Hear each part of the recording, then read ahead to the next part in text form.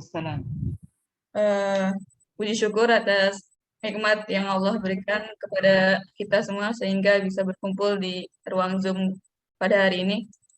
Eh, Terima kasih sebelumnya kepada Ibu Nuriza telah mempersilakan kami untuk mempresentasikan makalah kami.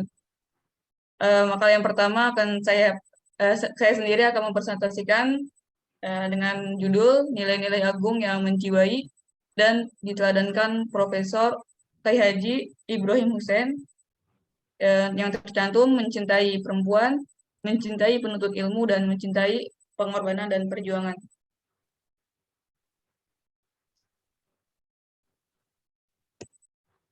Yang pertama, eh, mencintai perempuan. Menurut Muhammad Thohir Asyur menegaskan bahwa Islam adalah agama yang syariat dan aturan.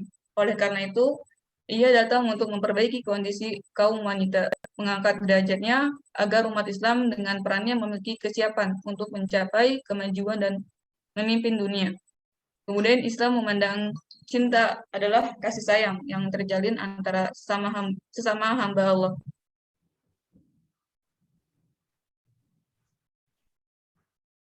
Kemudian Islam datang memberikan dan membebaskan perempuan dan dari berbagai penindasan yang berpengaruh pada yang mempengaruhi untuk mengangkat derajat dan martabat perempuan. Yang pertama, Islam memberikan hak-hak penuh terhadap perempuan dengan memulihkan kehormatan perempuan. Yang sebagaimana kita tahu, dahulu eh, perempuan itu untuk mengenyam pendidikan sangat sulit. Sehingga ada hadis yang menjelaskan bahwa tentang menuntut ilmu, yaitu an Anasi bin Maliki qala Rasulullah sallallahu alaihi wasallam talabul ilmi faridatun ala kulli muslim. Dari Anas bin Malik, beliau berkata, Rasulullah Shallallahu Alaihi Wasallam bersabda, menuntut ilmu itu wajib bagi setiap muslim. Hadis riwayat Ibnu Majah. Menuntut ilmu karena diwajibkan itu untuk kaum muslimin, baik laki-laki maupun perempuan.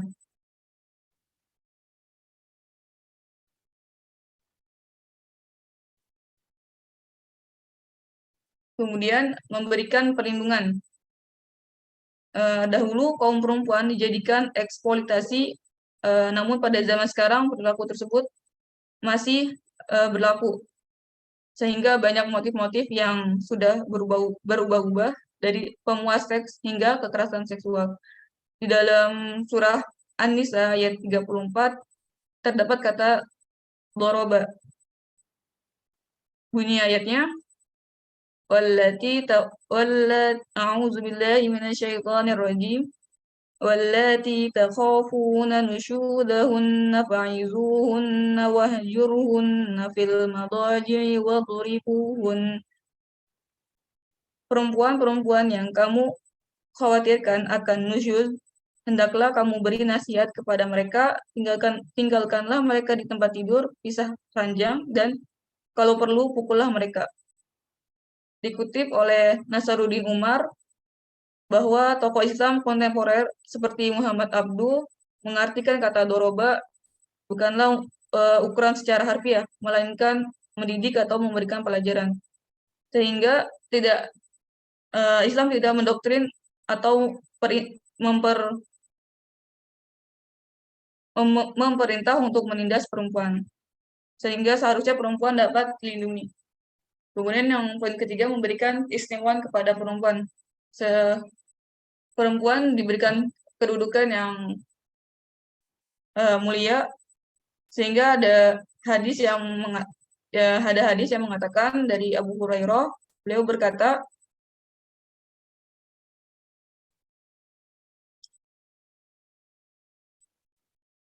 ya rajulin ila Rasulillah sallallahu alaihi wasallam faqala ya Rasulullah man ahaqqu bi husni sahabati qala ummuka qala thumma man qala ummuka qala thumma man qala ummuka qala tsumma man, qala tsumma abuka. Seorang pria pernah mendatangi Rasulullah Shallallahu Alaihi Wasallam lalu berkata, siapa dari kerabatku yang paling berhak aku berbuat baik? Beliau Shallallahu Alaihi Wasallam mengatakan ibumu. Kemudian dia berkata lagi, kemudian siapa lagi? Beliau Rasulullah Shallallahu Alaihi Wasallam mengatakan ibumu. Dia berkata lagi, kemudian siapa lagi? Beliau Shallallahu Alaihi Wasallam mengatakan ibumu. Dia berkata lagi, kemudian siapa lagi? Beliau Shallallahu Alaihi Wasallam mengatakan ayahmu. Hadis riwayat Bukhari dan Muslim. Bagaimana indahnya perempuan diperlakukan sangat mulia.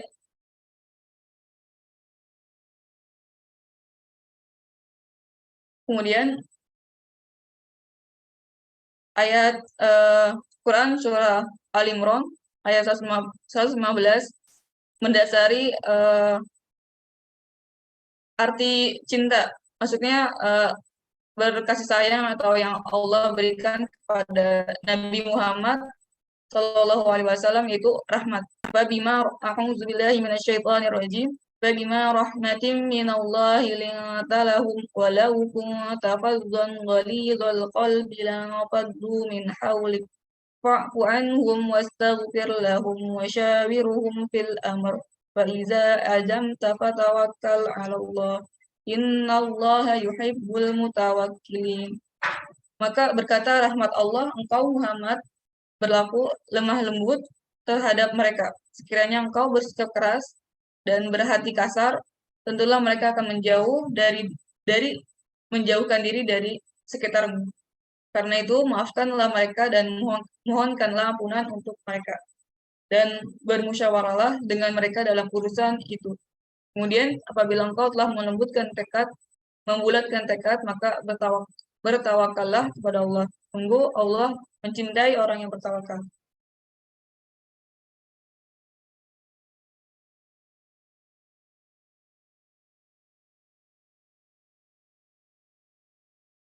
Dari ayat tersebut bisa ada yang kandungan ayat tersebut terdapat kata lemah lembut, yaitu rahmat Allah. Hal yang pertama dapat diambil bahwasannya sifat atau akhlak Nabi Muhammad SAW adalah lemah lembut atau rahmat yang telah Allah berikan kepada beliau.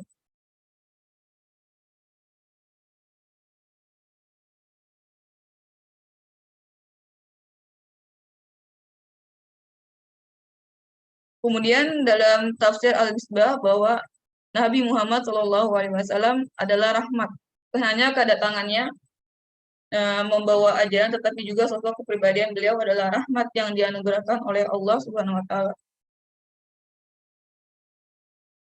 Nabi Muhammad SAW memiliki akhlak yang lemah lembut dalam mendekati umat, sehingga di mana akhlak tersebut tidak lain adalah suatu hasil pendidikan Allah yang terhadap Nabi Muhammad, dan oleh karena itulah maka Nabi Muhammad dihadiahkan Allah sebagai rahmat kasih sayang bagi seluruh alam. Tentunya bagi umat Islam harus memiliki sifat ini. Berkaitan dengan itu, rahimahullah, Profesor Dr. Haji Ibrahim Hussein LML mengimplementasikan dengan mendirikan kampus IKI Jakarta untuk melahirkan ulama perempuan yang kiprahnya tidak terlupakan. Yang mendasari beliau ingin mendirikan kampus IKI Jakarta adalah terinspirasi dari ulama perempuan yang asal Tunisia pada abad ke-9 Masehi, yakni Fatimah Al-Fikriyah. Beliau mendirikan masjid di Maroko, kemudian berganti fungsi menjadi madrasah, lalu berubah menjadi Universitas Al-Qarawiyyin.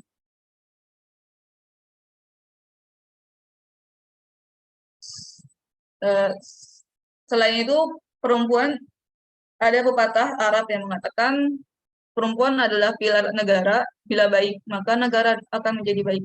Bila ia rusak, maka hancurlah negara. Jadi dapat diartikan perempuan yang baik bukan sebatas aspek kebaikan moral individu, melainkan lebih dari kebaikan moral secara sosial yang meliputi kesehatan fisik dan mental, cerdas secara nalar pikiran.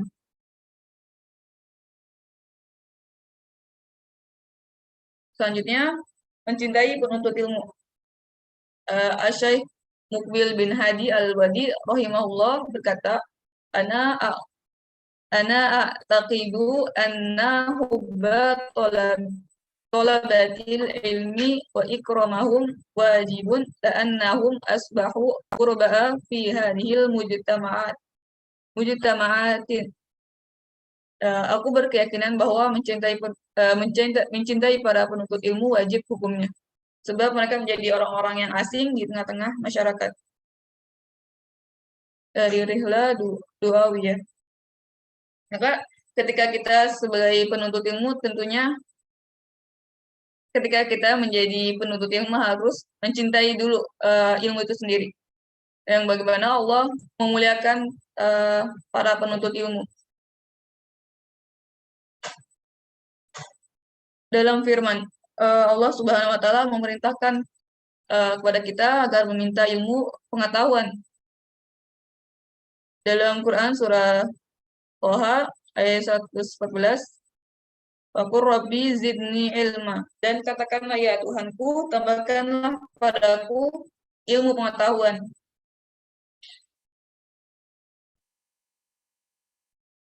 Adapun untuk menjadi penuntut ilmu ialah ilmu adalah ibadah, dan atas dasar itu maka syarat ibadah salah satunya ikhlas karena Allah Subhanahu wa taala. Kemudian penuntut ilmu harus membersihkan niat dari segala mencemari kesungguhan menuntut ilmu, seperti ingin terkenal dan melebihi teman-teman. Itu harus dikembalikan lagi niat kita awal untuk mendapatkan ilmu. Kemudian selalu takut pada Allah. Dengan kita takut kepada Allah, tentunya akan berhati-hati dalam melakukan segala hal. Itu pula yang membuat para penuntut ilmu itu menjadi berhati-hati untuk menyampaikan informasi atau ilmunya. Kemudian merendahkan diri dan membuang sikap sombong dan takabur.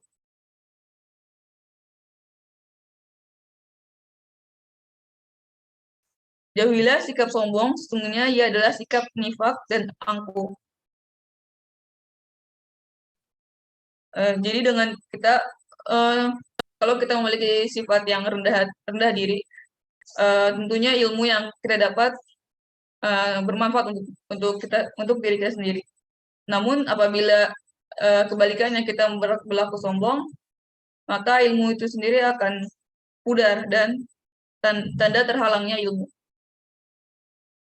Yang terakhir, menjaga kehormatan guru. Ilmu itu tidak secara langsung kita dapatkan dengan membaca saja, tapi tentunya perlu membutuhkan guru agar tidak ada kesalahan dan kekeliruan.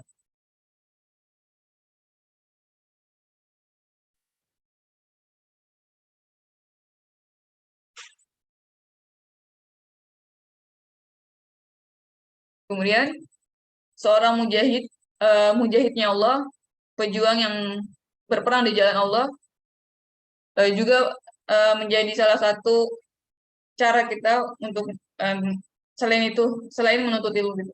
Dikatakan oleh Imam Hasan Basri, sekalipun penuntut ilmu itu malas, selama ia masih mau belajar, maka ia jauh lebih mulia dari orang-orang yang gemar beribadah.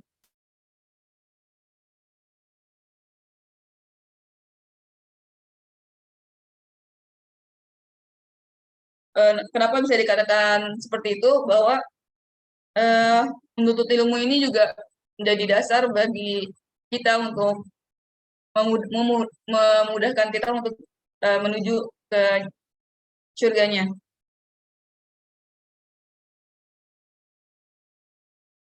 Yang terakhir, mencintai pengorbanan dan perjuangan. Secara bahasa dakwah adalah da'a, yaitu dawatan, yang berarti mengajak. secara integral dakwah merupakan suatu proses untuk mendorong orang lain agar memahami dan mengamalkan suatu keyakinan. Aktivitas dakwah yang dilakukan para dai untuk menyuruh pada agama Islam, sedangkan jihad merupakan isim masdar, kata bentukan dari kata jahada, yujahidu, yang artinya mengarahkan segenap kemampuan untuk hadapi.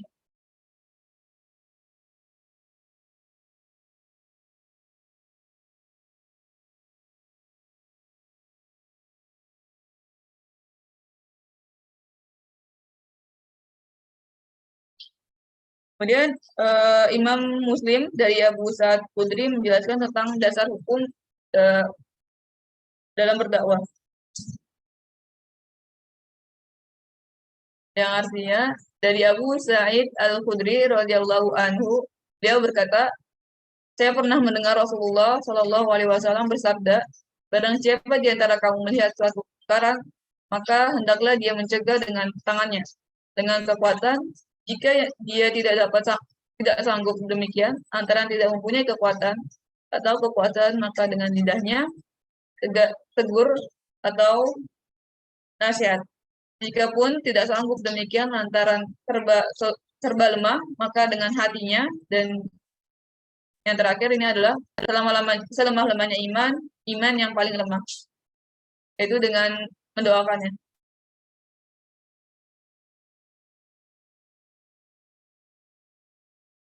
Dari hadis tersebut kita bisa mengambil kesimpulan bahwa ketika memperjuangkan atau mengorbankan jiwa dan raga untuk mensyiarkan Islam, ada 3 tahapannya, yaitu dengan kekuasaan atau tangan, kemudian dengan nasihat, kemudian ada hati atau mendoakan hamba tersebut.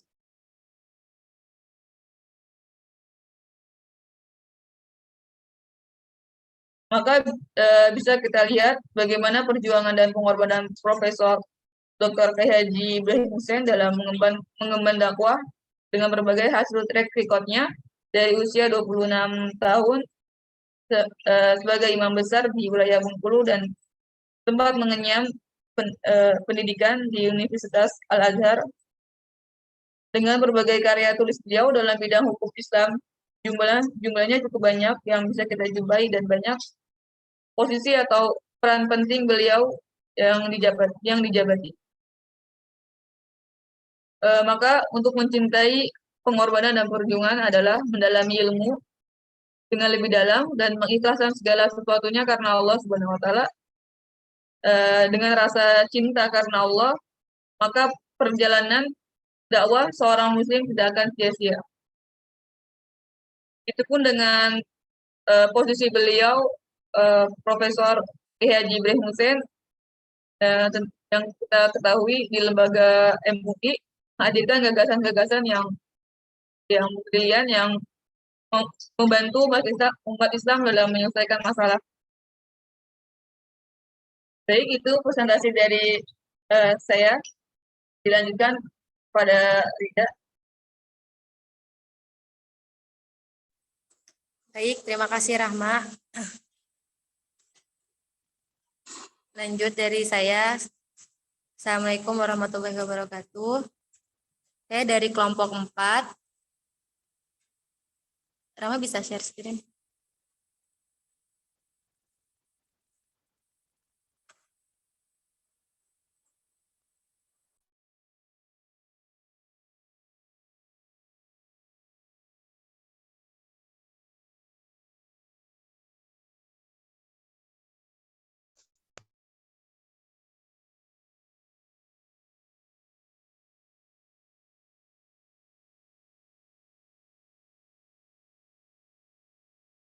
Belum keluar ya, Rahma?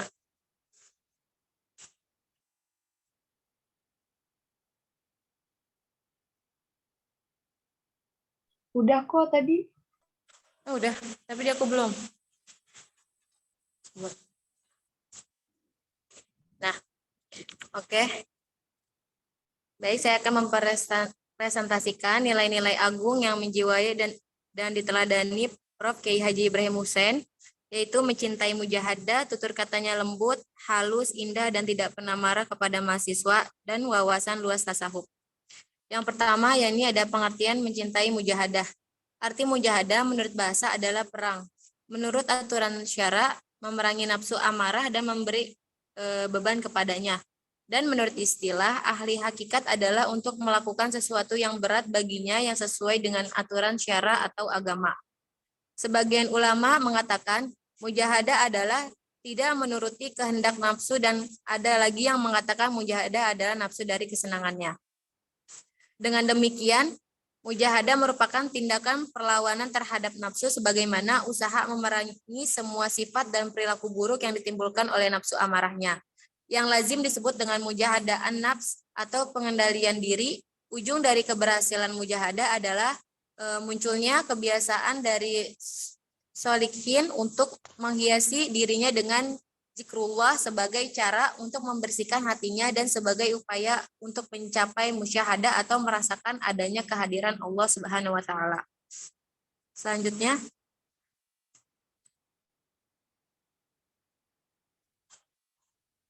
dalam kehidupan ini setiap manusia bertarung dengan dirinya sendiri yang pada suatu saat dia mampu menghadapi dirinya sendiri, tetapi ada suatu waktu manusia tidak mampu menghadapi dirinya sendiri.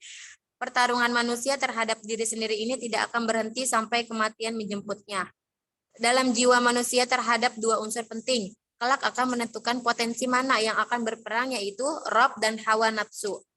Nafsu selalu mengajak untuk mengerjakan perbuatan yang melampaui batas, mengikuti dan mengutamakan hawa nafsu belaka. Sebaliknya, Rabb selalu mengajak untuk takut pada Allah Subhanahu wa taala dan menahan diri dari mengikuti hawa nafsu yang menyesatkan.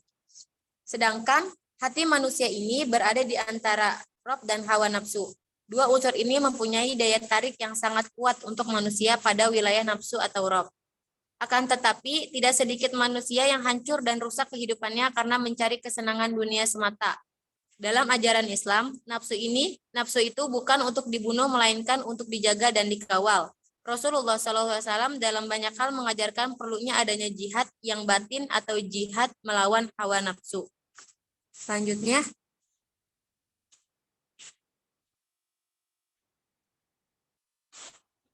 jika umat manusia malas menggosok sifat itu akan semakin kuat dan berkarat pada hati manusia.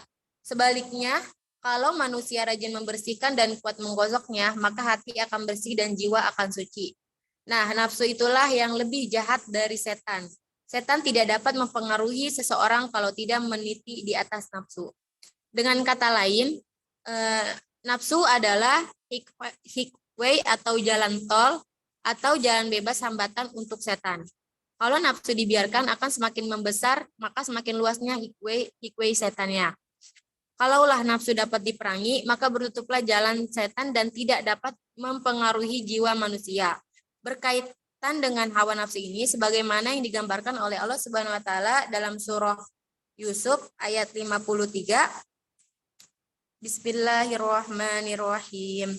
Wa ma ubarri'u nafsi inna nafsal ammaratun bisu'i illa ma rahima rabbi inna rabbi ghafurur rahim, yang artinya, dan aku tidak membebaskan diriku atau dari kesalahan karena sesungguhnya nafsu itu selalu menyuruh kepada kejahatan kecuali nafsu yang diberi rahmat oleh Tuhanku. Sesungguhnya Tuhanku maha pengampun lagi maha penyayang. Selanjutnya, yang kedua, tutur katanya lembut, halus, indah, dan tidak pernah marah kepada mahasiswa.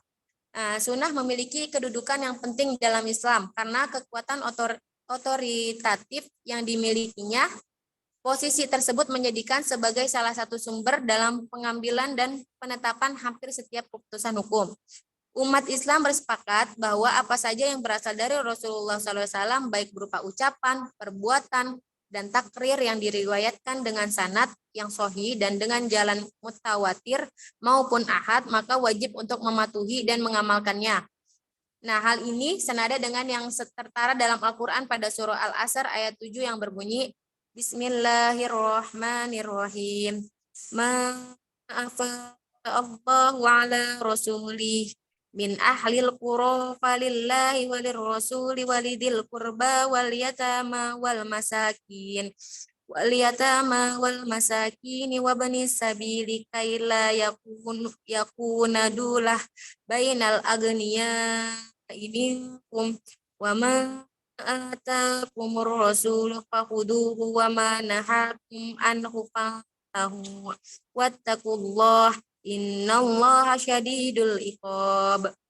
Selanjutnya yang artinya apa saja harta rampasan atau fai yang diberikan Allah kepada Rasulnya dari harta benda yang berasal dari penduduk kota-kota, maka adalah untuk Allah, untuk Rasul, kaum kerabat, anak-anak yatim, orang-orang miskin, dan orang-orang yang dalam perjalanan. Supaya harta itu jangan beredar di antara orang-orang kaya saja, di antara kamu, apa yang diberikan Rasul kepadamu, maka terimalah. Dan apa yang dilarangnya bagimu, maka tinggalkanlah. Dan bertakwalah kepada Allah, sesungguhnya Allah amat keras hukumannya. Ayat di atas menegaskan tentang kewajiban untuk mengikuti dan mencintai Rasulullah Shallallahu Alaihi Wasallam. Termasuk di dalamnya mematuhi apa yang ia perintahkan dan berusaha menjauhi hal-hal yang ia larang. Semua ajaran Islam, baik itu anjuran, perintah, dan larangan, telah diatur dan tertera di dalam Al-Quran dan hadis.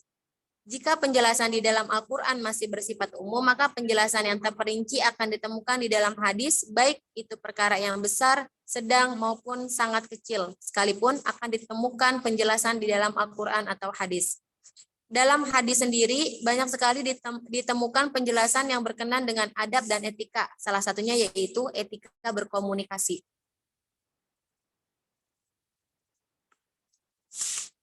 Komunikasi ini mempunyai peran yang sangat penting dalam kelanjutan hidup manusia.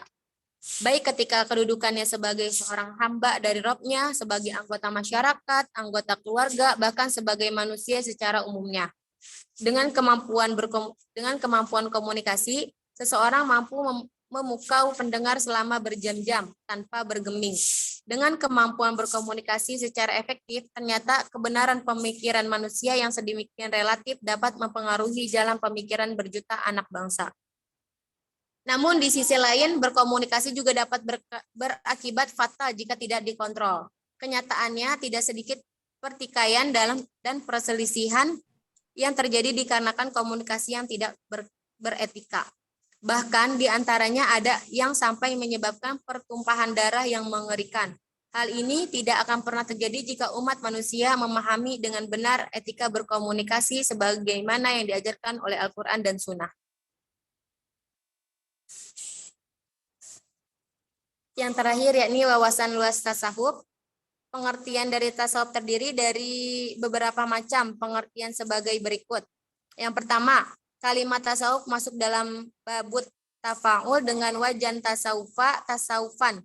Contoh penggunaan tasawufar rojulu, yakni laki-laki telah berpindah halnya dari kehidupan biasa kepada kehidupan yang suci. Kedua, ada yang mengatakan tasawuf itu berasal dari kata sofa, yang berarti bersih atau suci. Maksudnya adalah orang-orang yang mensucikan dirinya di hadapan Tuhan. Yang ketiga, ada yang mengatakan bahwa istilah tasawuf berasal dari kata sof, yang berarti barisan. Makna sof ini dinisbahkan kepada orang yang ketika sholat selalu berjamaah. Yang keempat disebutkan dalam buku Akhlak Tasawuf Mustafa bahwa lafal tasawuf merupakan masdar dari fi'il. Tasawwafa ya tasawwafu menjadi tasawufa. Kata ya tasawufa merupakan majitu biharfin, kata kerja tambahan 2 huruf yang sebenarnya berasal dari mujarradu sulasi, kata kerja asli 3 huruf yang berbunyi sofa yasufu menjadi saufan atau masdar yang artinya memakai bulu domba yang banyak. Perubahan dari kata sofa yasufu saufan menjadi kata tasawwafa ya tasawwufu tasawufan yang diistilahkan dalam bahasa Arab menjadi atau berpindah. Kelima, ada juga yang mengatakan tasawuf itu berasal dari kata suf yang berarti bulu domba atau wol kasar. Pemakaian wol kasar pada saat itu merupakan simbol dari kemiskinan. hidup mewah di kalangan orang-orang pemerintahan, namun tidak semua sufi yang memakai suf. Hal tersebut hanya menjadi ciri khas kesederhanaan. Selain dari itu juga disebutkan bahwa makna suf atau bulu domba, sebab para sufi di hadapan Tuhannya selalu merasa bagaikan selembar bulu yang tidak mempunyai nilai apa-apa.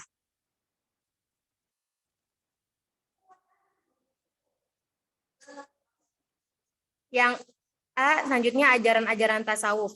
Buya Hamka mengemukakan bahwa hidup kerohanian, hidup kebatinan atau tasawuf sudahlah lama umurnya dan telah ada pada setiap bangsa. Kadang-kadang tasawuf menjadi tempat pulang dari orang-orang yang telah payah berjalan. Tasawuf menjadi tempat lari dari orang yang telah tersesat. Tetapi tasawuf telah menjadi penguat pribadi bagi orang yang lemah dan tasawuf pun menjadi tempat berpijak yang teguh bagi orang-orang yang telah kehilangan tempat gerak. Secara keseluruhan, ilmu tasawuf ini bisa dikelompokkan menjadi dua, yakni tasawuf ilmi dan nadori. Bagian yang pertama yaitu tasawuf yang bersifat teoritis. Termasuk di dalamnya adalah teori-teori tasawuf menurut berbagai tokoh tasawuf dan tokoh luar tasawuf yang berwujud ungkapan sistematis dan filosofis. Bagian kedua ialah menurut amali atau tatbiki, yaitu tasawuf terapan, yakni ajaran tasawuf yang praktis, tidak hanya teori belaka, tetapi menuntut adanya pengamalan dalam rangka mencapai tujuan tasawuf. Orang yang menjalankan ajaran tasawuf ini akan mendapat keseimbangan dalam kehidupannya antara material dan spiritual, dunia dan akhirat. Sementara ada lagi yang membagi tasawuf menjadi 3 bagian, yakni selanjutnya, Mak. Yakni yang pertama tasawuf akhlaki, yaitu tasawuf yang menitik beratnya pada pembinaan akhlak al-karimah. Akhlak adalah keadaan yang tertanam dalam jiwa yang menumbuhkan perbuatan, dilakukan dengan mudah tanpa dipikir dan direnungkan terlebih dahulu. Dengan demikian, maka nampak adanya perbuatan itu didorong oleh jiwa. Ada motivasi atau niat yang kuat dan tulus ikhlas. Dilakukan dengan gampang tanpa dipikir dan direnungkan sehingga perbuatan itu nampak otomatis. Ajaran tasawuf yang membahas tentang kesempurnaan dan kesucian jiwa yang diformulasikan pada pengaturan sikap mental dan pendisiplinan tingkah laku yang ketat. Yang kedua, tasawuf amali. Ialah tasawuf yang menitik berat pada amalah lahiriah yang didorong oleh qalb atau hati. Dalam bentuk wirid, hizib, dan doa. Selanjutnya tasawuf ini dikenal dengan tarikat atau Arabnya ini tarikah, jalan menuju Allah, yang selalu menjelma menjadi organisasi ketasawufan yang diikat dalam sebuah organisasi yang dilengkapi dengan aturan-aturan yang ketat dengan mengaitkan diri kepada seorang guru atau mursyid. Yang ketiga ialah tasawuf yang dipadukan dengan filsafat. Dari cara memperoleh ilmu menggunakan rasa, sedang menguraikannya menggunakan rasio, ia tidak bisa dikatakan tasawuf secara total dan tidak pula bisa disebut filsafat, tetapi berpaduan antara keduanya. Selanjutnya dikenal dengan tasawuf falsafi. Baik, mungkin sekian dari kelompok 4.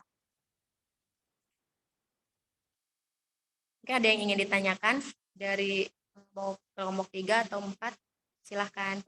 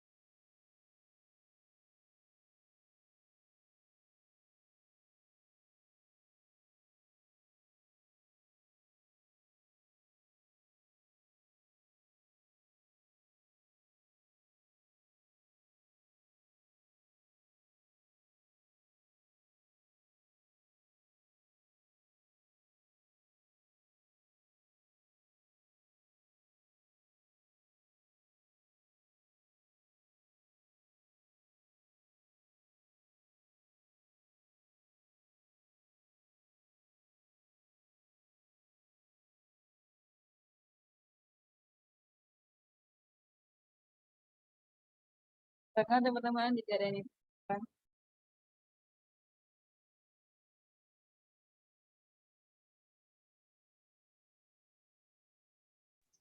Silakan didiskusikan sambil menunggu ya, mungkin kalau ada yang mau bertanya.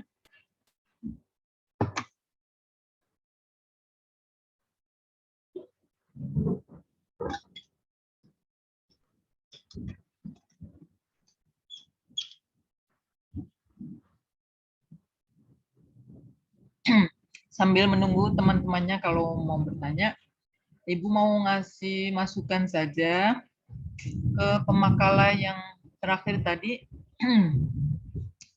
Itu tadi apa ya, kelompok berapa tadi?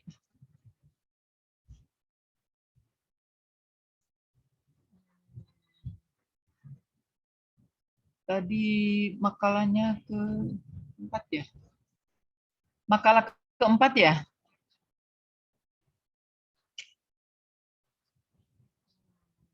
Bentar. Makalah keempat itu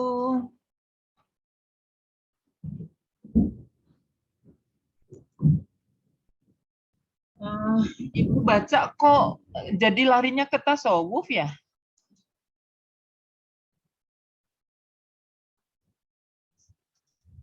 Mana ya tadi tuh? Wawasan luas dan tasawuf ya tadi ya? Iya Ibu. Iya, kenapa kok jadi lari ke tasawuf ya? Iya Bu, kan saya udah cari ya Bu. Aduh, Hah? aduh. Apa? Iya Ibu, saya udah cari. Tapi ketemunya malah itu ya Bu. Bukan tasawuf itu, maksudnya ta'asub. Oh, walah berarti yang Salah pembahasan. Coba dicek di itunya, di RPS-nya. RPS-nya kita cek itu ini coba apa share screen ya. Ibu jadiin co-host. Sudah bisa, Ibu. Udah, oke. Ini mana nih? Full screen. Share screen. Oh, dibuka dulu ya. Ini keikian. Mana nih? Keikian ini.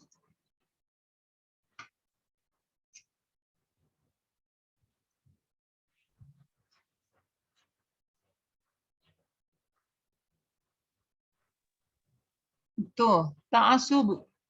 Iya Ibu, iya Wawasan Bu, maaf ya Bu. luas, tidak ta'asub. Baca Ibu. Hah?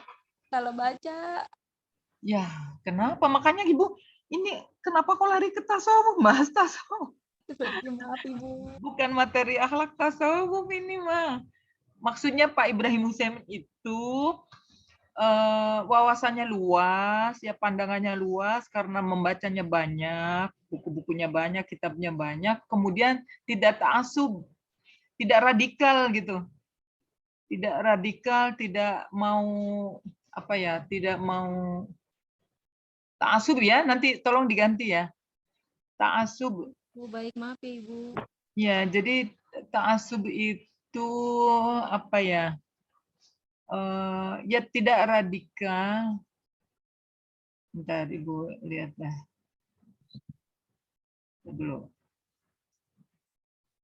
Ibu cek exit ini.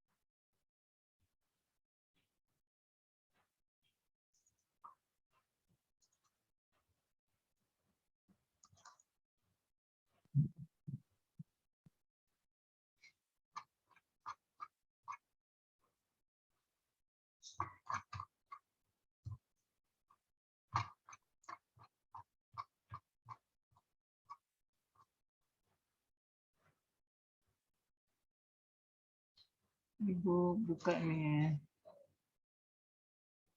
Share screen. Share screen.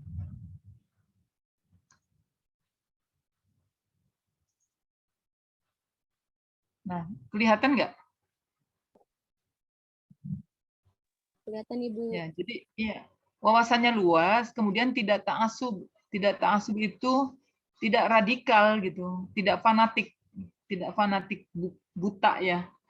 Jadi kan ada orang yang ta'assub, mau pendapatnya sendiri, mau ya dia sudah dapat ilmu tapi dia kekeh dengan sikapnya gitu. Nah, itu tidak seperti itu. Jadi setiap pandangannya Pak Ibrahim Hussein selalu ada apa rujukannya, dan dia tidak memihak ya, tidak memihak salah satu pihak yang sangat berlebihan supaya dia ada apa ya, ada unsur ya, kan ada kepentingan misalnya untuk membela kelompoknya, itu tidak gitu. Nah, jadi dia tidak fanatik seperti itu, tidak radikal. Fanatik kan sama dengan radikal. Itu maksudnya di situ gitu. Sehingga Pak Ibrahim Hussein itu sosok yang moderat ya, diterima di segala pihak, di kalangan politisi, kalangan akademisi, apalagi kalangan masyarakat, kalangan awam ya, kalangan para pejabat, para artis, para usahawan ya, para pengusaha, itu diterima semua karena rujukannya akurat. Dan untuk berdebat dengan beliau kesulitan. Para akademisi itu sempat dari kalangan PTIQ yang pinter-pinter, yang ahli baca kitab kuning, ahli usul fiqh dan sebagainya, ketika berhadapan dengan Pak Kiai Ibrahim Hussein itu dia nggak bisa berdebat gitu loh, kayak dikunci mati dalam artian dia berdebat dengan apa, Pak Ibrahim Hussein memunculkan apa namanya, landasan yang lain lagi gitu, karena begitu luasnya pandangan, lawan bicaranya itu mau ngomong apa dilawan gitu loh, dilawan dengan argumen yang kuat ya rujukannya. Jadi contoh konkret tentang apa ya, nanti mungkin kalau sudah selesai pembahasan ini, ketika pembaharuan hukum Islam nanti akan banyak diketahui gitu ya. Ya, jadi itu ya masukan dari Ibu. Ini stop share screen. Nah, terus jadi itu masukannya ya, nanti tolong diperbaiki. Adapun ini ada yang mau bertanya nggak nih? Mengkritisi atau apa? Ini sudah. Ini kelas D ya. Kelas D makalahnya tadi 3 dan 4 ya. Makalah 4, oke Ibu buka dulu makalah 4. Nah ini menulis Nur Izzah ya. Oh ini langsung Ibu share screen aja. Ya nanti gampang tulisnya. Share screen. Oke. Share screen. Nah ini ya, sudah terlihat ya. Ya. Nah ini yang perlu diperbaiki tulisan. Kok ini gini? Nih, ta'asub ya, ta'asub. Bukan tasohub. Ini tasohub. Terus Nur Iza I-nya ada spasi, terus I-nya besar. Oke. Ini sudah oke. Nah, ini pembahasannya ada 3 ya. Pembahasan 3 berarti di sini rumusannya 3. Dan tidak ya, tidak jadi tasahub. Ya. Ya ampun Ibu, maafin ya Ibu, nanti diperbaiki lagi. Ya, oke, nggak masalah udah. Nah, ini pembahasannya berarti ada 3 poin. Ini posisinya tidak di sini. di garis sini diluruskan di sini. Nanti ini tulisannya di bawahnya sini gitu. Ya, settingannya aja ini. Nah, kemudian kalau Al-Qur'an tidak perlu ada footnote ya. Ini kan ada footnote. Tidak perlu ada footnote. Yang footnote itu buku atau jurnal. Terus ini angka 3, nomor 3 itu masuk seperti alinea baru. Baris keduanya baru di sini. Oke, cara penulisannya. Kemudian, nah ini kan poin kedua. Ini kalau terjemah, ini nggak usah pakai ada artinya. Ini tanda petik, ya. Ini cetak miring semua. Kemudian ini ayat Quran ya.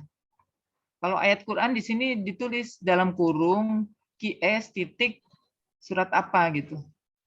Ini surat apa? Surat Yusuf. Nah, surat Yusuf dalam pagar surat keberapa Yusuf itu? Terus titik 2 baru surat. Baru ayat. Ya, jadi di sini ditulis nih di sini. Ya. Meskipun di sini sudah diungkapkan ya, surat Yusuf ayat 53. Nah, ini kan pengantar, tapi ini kan terjemahan dari surat apa. Nah, kemudian sebelum masuk angka kedua, di sini harus ada statement dari pemakalah. Pemakalah menyimpulkan apa kesimpulan daripada mencintai mujahadah itu. Gitu di sini. Ya, di sini ya simpulannya. Kemudian baru nomor 2, tutur katanya lembut, ya, halus, indah, dan tidak pernah marah kepada mahasiswa. Nah, ini harus rata. Ini nih, tulisan Quran harus rata. Rata kiri. Ini artinya tidak boleh tidak ditulis langsung ini. Ya, terjemahnya cetak miring. Ini 1 spasi ya, kalau lebih dari 3 baris. Oke, terus ini footnote masuk ke dalam. Kalau ini jurnal, maka yang cetak miring tulisan ini, Jurnal Dakwah Tabligh. Bukan etika, bukan judulnya. Oke ya. Kalau nomor 2-nya sama, setelah ini, setelah judul ini, maka ditulis titik baru H. Nah, gitu. Dan seterusnya kalau sama. Ini masuk ke dalam, ya 7 ketukan, baris keduanya di sini. Oke. Terus di sini sama, dikasih statement, kata pengunci. Apa kesimpulan dari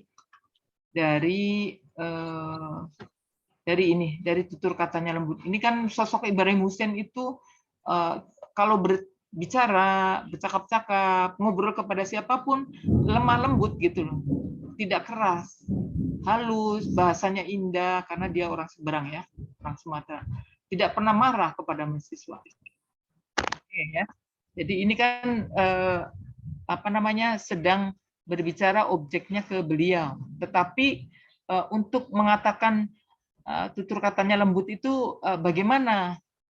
Di sini pemakalah sudah menyebutkan ini kan ada di ayat Quran yang Rasul itu selalu berkata saling kasih sayang dan sebagainya. Nah, itu ayatnya bisa dicari.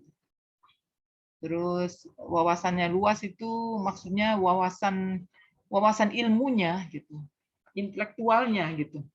Gitu ya. Jadi otomatis ini memang sudah diakui bahwa ini salah persepsi ya. Oke, nanti tinggal diganti. Jadi wawasan keilmuannya luas. Kemudian dia tidak radikal, ya, tidak taklid buta, dia mencari gitu. Enggak asal ikut aja, mencari ilmunya. Oke, ini ya. Oke, ini berarti nanti ini ilmu simpan saja.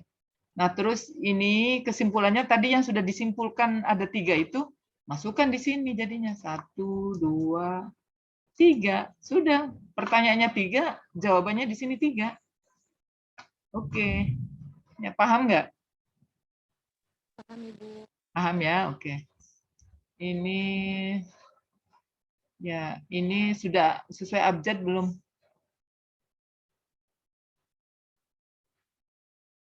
Ini posisinya A dulu abjad. Ya. Siapa A tuh? A Mustafa, Ahmad Zuhdi, taruh di atas. Habis A tuh B, ada nggak yang B? Nama depannya B. Kalau nggak ada lanjutnya gitu. Ya, ini abjadnya sesuaikan. Terus baris keduanya, ini sesuai dengan buku panduan. Baris keduanya baru menjorok ke dalam. Jadi berbeda dengan yang di footnote. Kalau di footnote kan baris pertama menjorok ke dalam, baris keduanya rata kiri. Kalau di sini rata kiri dulu, baru baris kedua menjorok ke dalam. Gitu posisinya. Oke ya? Ya Ibu, terima kasih Ibu. Ya, oke, ini yang ini berarti ini stop share. Tinggal yang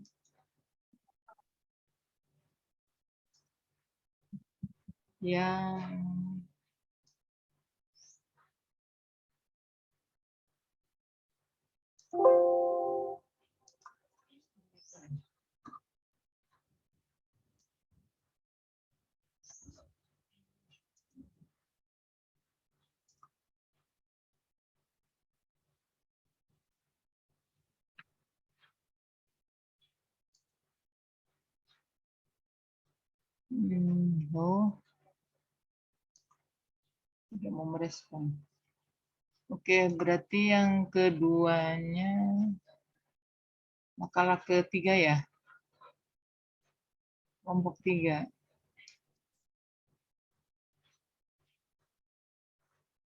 Malah ketiga itu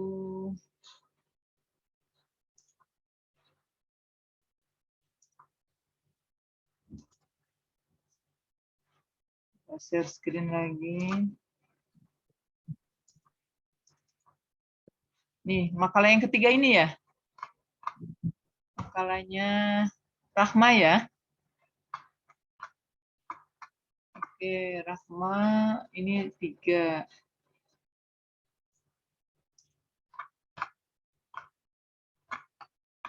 Pertanyaannya 3. Mencintai perempuan dulu ya. Iya. Berarti di sini mencintai perempuan. Ya, oke. Di sini hanya di sini aja nih. Ini footnote-nya di 2 ya. Mestinya tidak di situ.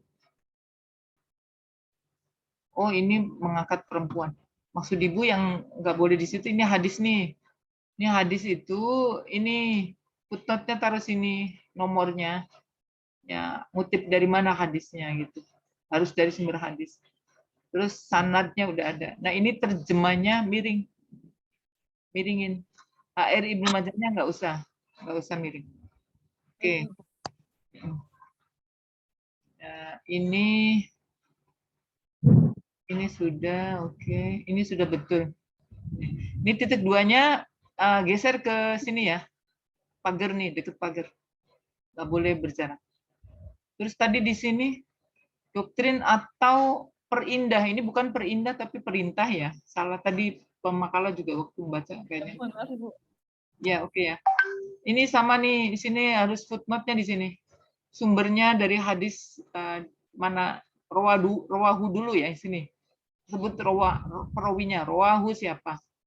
Sini tuh kan rawahu Bukhari dan Muslim. Rawahul Bukhari wa Muslim. Sini ditulis. Terus baru footnote hadisnya dari mana. Ini sudah betul cetak miring, hanya karena lebih dari 3 baris, maka ini 1 spasi jaraknya.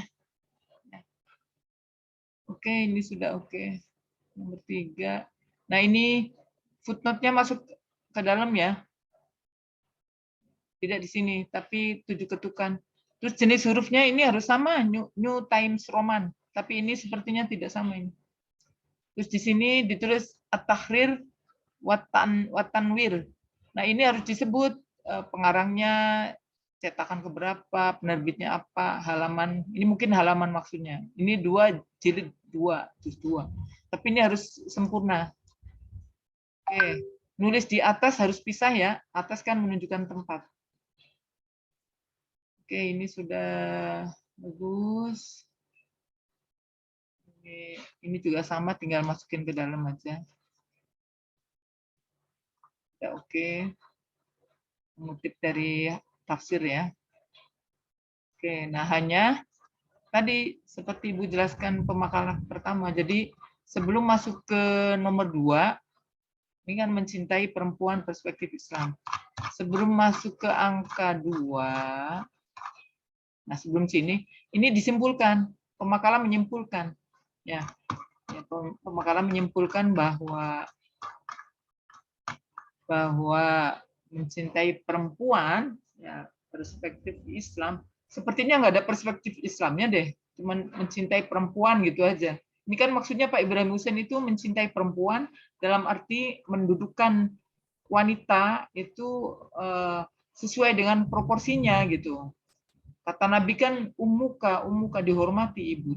Kan di sini tuh hadisnya udah betul. Ya, maksudnya di situ ya. Iya Ibu, maksud di situ tadinya mau dihapus tapi kayaknya ragu. Maaf Ibu.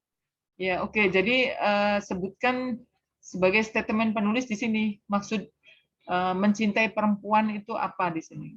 Ya, setelah mengungkapkan di atas. Jadi ini kan sosok Pak Ibrahim Hussein gitu loh. Dalam mencintai perempuan itu bukan berarti suka gitu loh. Suka kemudian untuk dikawini atau dan sebagainya, bukan itu maksudnya. Mendudukkan posisi wanita yang lebih hormat.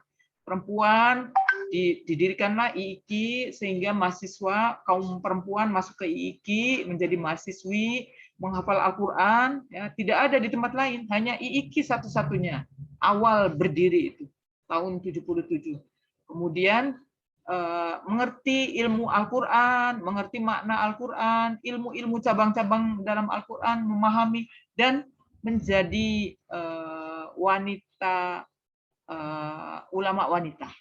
Nah, itu dimanapun berada itu cita-cita beliau. Dan sekarang sudah nyata, ya sudah nyata. Alumni IIKI kan sudah banyak bertebaran dan menyandang itu semuanya. Nah, kemudian yang kedua mencintai penuntut ilmu. Nggak usah pakai perspektif Islam lagi, sudah. Oke, ya. Ini seperti tadi ya, kalau ini apa ini? Oh, kalau ini kitab berarti kitab. Tapi sebaiknya di sini footnote-nya jangan di sini. Ya, ini kan nama kitabnya. Rihlah Doawiyah. Ya, ini halaman ini cetakannya berapa, terbit di mana, terus biasa pengarangnya siapa. Taruhlah di sini. Oke, yang lain sama ya, kesalahannya diikuti aja. Terus sebelum masuk ke angka 3 sama di sini, kesimpulannya apa. Terus yang ketiga, di terakhir, juga sama di sini, apa. Sehingga ketika membahas bab 3 penutup kesimpulan, ini 3 saja. 3 saja sama isinya yang tadi itu. Ya, jadi yang sudah dibuat statement oleh pemakalah itu tinggal pindahkan. Ini nomor 3. Terus yang nomor 2-nya kan tadi sudah dibuat statementnya. Nah, di sini di akhir sini. Dibuat di sini. Ini tinggal pindahkan ke kesimpulan. Terus satu lagi sebelum masuk ke angka kedua di sini. Ini juga sama. Statement ini pindahkan ke sana. Oke, itu. Jadi beres. Ya, baik Ibu. Nanti diperbaiki. Terima Iya, kasih. iya, sama-sama itu. Nah, tinggal daftar pustaka. Nah, ini posisinya ini rata ke kiri, baris kedua menjorok ke dalam. Kebalikannya footnote. Ya, kalau footnote seperti ini menjorok ke dalam, baru ini rata kiri. Oke. Nah, kemudian kenapa ini? Cari hadis kom. Ini nggak boleh kalau di daftar pustaka begini, harus lengkap. Sunan Abu Dawud, Sunan Ibnu Majah, itu cetakannya, karyanya siapa, pengarangnya, dan sebagainya. Tidak ada lagi halaman. Ini kan halaman mungkin ya. Halaman 220. Ya, oke. Oke ya, kalau nama buku cetak miring. Gitu. Kalau ini artikel. Kalau jurnal, maka jurnalnya yang dicetak miring. Nah, ini jurnal, berarti ininya jangan cetak miring. Yang dicetak ini bukan kapital ya, huruf biasa. Awalnya aja kapital, tapi berikutnya huruf kecil-kecil. Nah, ini tulisannya Jurnal Studi Islam. Yang ini yang cetak miring. Tapi di sini mestinya, oh ini edisinya ada ya, volume, oh kok di depan. Mestinya volume 16 taruh di sini di belakang. Jurnal Studi Islam volume 16 nomor 2. Ini penulisnya Al Mubarak ya, Muhammad Sofi. Pondok Pesantren Miftahul Huda ini apanya nih?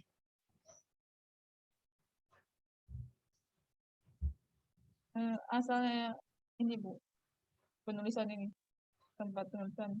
Jurnal, karena Jurnal Studi Islam Pondok Pesantren, mungkin di sini kali. Ya, Pondok Pesantren Miftahul Hudanya di belakang. Kan penulisnya kan ini. Habis itu judul. Terus baru terbitnya di mana? Jurnal. Terus jurnal apa? Pondok Pesantren Al-Huda. Nah, volume berapa, nomor berapa, tahun berapa di belakang sini. Saya ingat Ibu seperti itu. Nanti dicek di buku panduan. Ya, biar persisnya, biar nggak salah. Karena ini sebagai latihan kalian untuk buat skripsi nantinya. Ya, jadi sudah mahir nantinya di sini, sudah terampil. Oke ya. Mungkin itu masukan dari Ibu. Barangkali dari kalian ada yang mau mau mengkritisi atau mau menjawab atau menambahkan, silakan.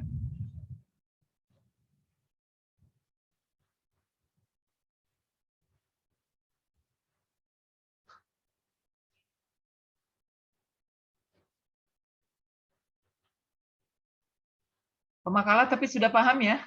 Nanti untuk revisi 2 pemakalah ini. Alhamdulillah, sudah paham Bu. Oke, ini Ibu stop share. Oke, baik kalau sudah paham, kemudian semuanya sudah paham, tidak ada yang bertanya, tidak ada yang mengkritisi, dan waktu sudah jam 16 lebih ya. Nanti tolong di absen, mungkin absennya foto dulu kali ya. Coba di on semuanya, terus diabadikan. Terus nanti baru siapa yang mengabsen? Mendata absen. Nanti tolong Ibu nggak mengabsen secara online ya. Nanti kalian yang mengabsen, terus nanti Ibu tinggal minta datanya. Oke ya. Ini sudah Baik, difoto? Ibu. Sudah difoto belum? Bukti. Siapa yang memfoto? Penjab siapa penjabnya?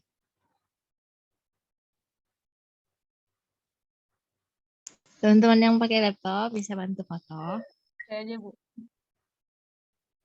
Oke. Bisa. Ayo, Satu. satu.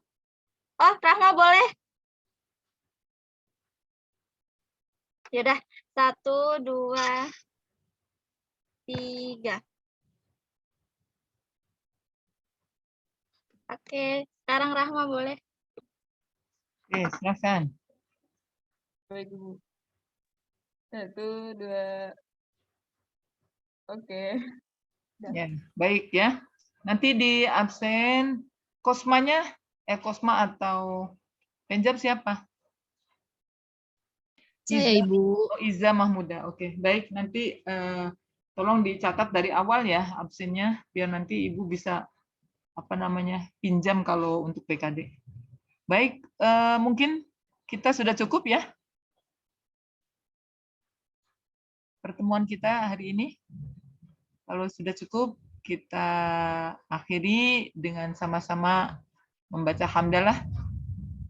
Ini ada Alhamdulillahirrahmanirrahim. Sampai ketemu lagi minggu yang akan datang ya. Ya. Sampai berjumpa, kita semoga sehat semuanya. Baik, terima kasih. Akhirul kalam, wallahul muwaffiq ila aqwamit thoriq. Wassalamualaikum warahmatullahi wabarakatuh. Waalaikumsalam warahmatullahi wabarakatuh. Oke. Banyak Kita Ibu. semuanya, Ibu live ya. Ya. Ibu dari Amin. pagi Sehat selalu, soalnya dari pagi belum sholat asar. Sehat Ibu.